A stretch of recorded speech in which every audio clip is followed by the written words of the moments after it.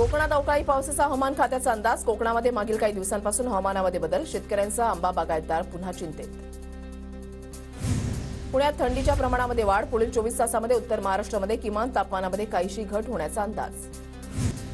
उपमुख्यमंत्री अजित पवार आज आणि उद्या अमोल कोल्हेंच्या शिरूर मतदारसंघात. आज जुन्नरमध्ये शेतकरी मेळावा तर उद्या दादांच्या उपस्थितीमध्ये खेडमध्ये विविध कार्यक्रमांचं आयोजन. मनोज जरांगे पाटलांच्या पायी मोर्चाचा आजचा 6वा दिवस. आज मोर्चा नवी मुंबईमध्ये येणार. आजचा मुक्काम वाशीमध्ये होणार तर उद्या जरांगे पाटील मुंबईत धडकणार. मनोज जरांगे पाटलांचा मुंबईकडे येण्याचा मार्ग बदलला. मराठा आंदोलकांना जुन्या घाटातून जाण्याची सूचना. मुंबई पुणे मार्गावरील जुन्या घाटातून जाण्यास आंदोलकांचा विरोध. पुण्यामध्ये काल पीएमपीएमएलच्या 280 फेऱ्या रद्द. जरांगेंच्या पायी वारीच्या मार्गावरील पीएमपीएमएलच्या फेऱ्या रद्द. अहमदनगरमध्ये मराठा सर्वेक्षणासाठी नेमलेले काही कर्मचारी पहिली पास. मला काही येत नाही म्हणत कर्मचाऱ्याचा व्हिडिओ व्हायरल. मराठा सर्वेक्षणासाठी प्रशासनाच्या कार्यप्रणालीवर प्रश्नचिन्ह. सकल मराठा समाजाचे कार्यकर्ते मुंबईसाठी गावखेड्यातून रवाना. मराठा आरक्षणासाठी जरांगे पाटलांना पाठिंबा. वाशिममधल्या मराठा बांधव मुंबईच्या दिशेनं रवाना. आजपासून जरांगेंच्या पायी वारीमध्ये सहभागी होणार. नाशिकमध्ये मराठा आरक्षण सर्व्हे ॲपमध्ये असंख्य अडचणी. एका कुटुंबाची माहिती भरण्यासाठी लागतोय अर्धा तास. निर्धारित वेळेमध्ये सर्व्हे पूर्ण होणं अशक्य असल्याची कर्मचाऱ्यांची माहिती. मुंबईत मनोज जरांगे पाटलांच्या आंदोलनामध्ये अकोला जिल्ह्यामधील मराठा बांधवांनी सहभागी व्हावं. गरजवंत सकल मराठा समाजाकडून पत्रकार परिषदेमधून समाजाला आवाहन. तर आज मराठा समाज मुंबईकडे निघणार. परभणीमध्ये कुणबी प्रमाणपत्र वाटपाचं काम युद्धपातळीवर पातळीवर सुरू. गंगाखेडच्या साळ्या सुनेगावमध्ये 150 कुणबी प्रमाणपत्रांचं वाटप. मुख्यमंत्री एकनाथ शिंदेंनी दरेगावमध्ये भरवला जनता दरबार. नागरिकांच्या समस्या जाणून घेतल्या. जनता दरबारामध्ये मोठी गर्दी.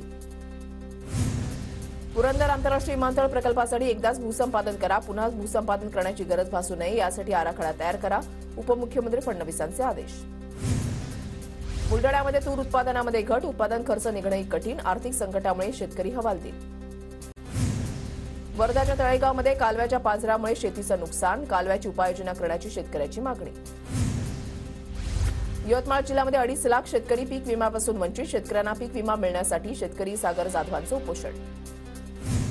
फी भरली नाही म्हणून 10वी आणि 12वीची हॉल तिकीट अडवू नका. बाल हक्क संरक्षण आयोगाची शिक्षण आयुक्तांना सूचना.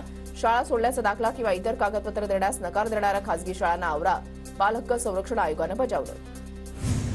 लोकसभा निवडणुकीच्या पार्श्वभूमीवर काँग्रेस पक्षातर्फे नंदुरबार जिल्ह्यामध्ये मोर्चे बांधणीला सुरुवात. काँग्रेसमध्ये इच्छुक उमेदवारांची मोठी गर्दी.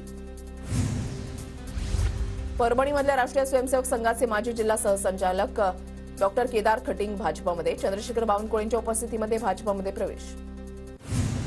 ससून रुग्णालयामधून पलायन केल्याप्रकरणी ललित पाटील आणि ललितला पळून जाण्यास मदत करणाऱ्या सचिन वाघवर 2600 पानांचं पुरवणी दोषारोपपत्र दाखल.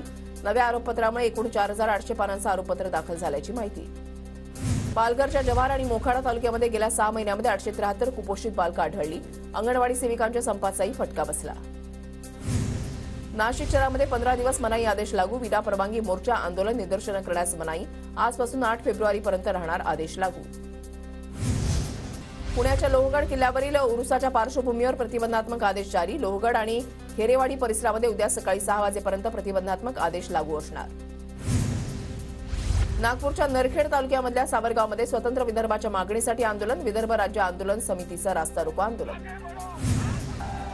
अमरावतीच्या तिवसा तहसीलवर प्रहारचे नतमस्तक आंदोलन. तिवसा तालुका अवकाळीग्रस्त यादीमध्ये समाविष्ट करण्याची प्रहारची मागणी. तहसीलदारांविरोधात आंदोलकांची घोषणाबाजी. जळगावच्या मोईखेडा दिगर ग्रामस्थांचा जामनेर ते जळगाव जिल्हाधिकारी कार्यालयापर्यंत वाई मोर्चा. तरुणाच्या खून प्रकरणी दोषींवर कारवाईच्या मागणीसाठी रात्री ग्रामस्थांचा ठिय्या आंदोलन. पुणे पालिकेच्या अधिकाऱ्यांना इलेक्ट्रिक कार 39 अँबॅसेडर गाड्या स्क्रॅपमध्ये काढण्याचा प्रशासनाचा निर्णय. राज्यामध्ये बुधवारी कोरोनाचे 59 नवे रुग्ण सापडले तर सक्रिय रुग्णांची संख्या 377 वर पोहोचली आहे. दरम्यान 81 रुग्णांना डिस्चार्ज मिळाला.